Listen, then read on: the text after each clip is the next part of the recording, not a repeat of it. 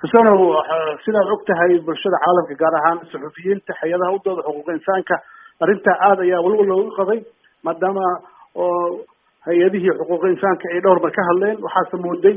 in hay-adaha wadamada Yurub iyo Mareykanka arrintaa berigii hore ay dhaleeceen xoog la soo jeediyeen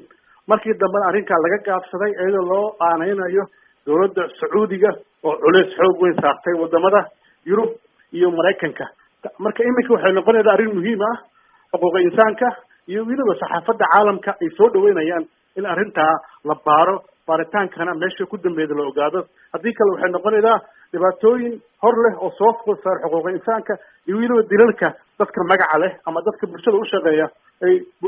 wax socdo ayay noqon doontaa sidaad og tahayna arrintan arrin waxa way bulshada caalamka aad ay u qeyliday oo loo dhaleecin weyn loo soo jeediyay Sacuudiga qaramada midoobay door intee lag ka qaadan kartaa qaramada midoobay waxay sameyn kartaa horena u sameeyay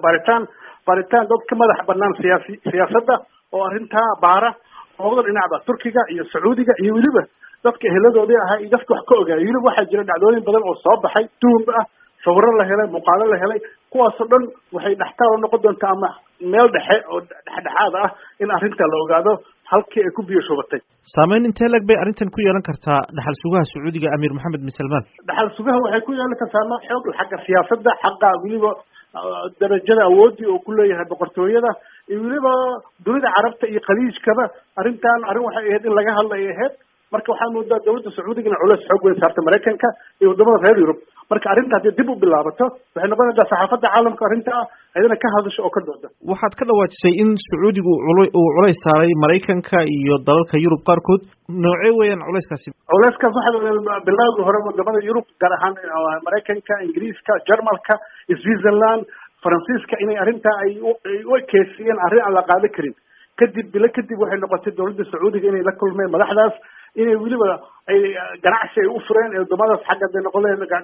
ganacsiga la dhaxeeyay ee wadamadaas ay muujiyeen inay danahooda hoose ee gaarka ah ay fiiriyaan waxayna hilmaameen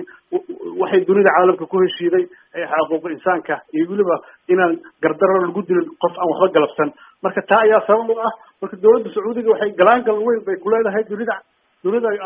caalamka gaar ahaan Yurub oo arrimaha dhaqaalaha iyo benziinka ku saabsan marka taa ayaa waxay xoojin doontaa in dib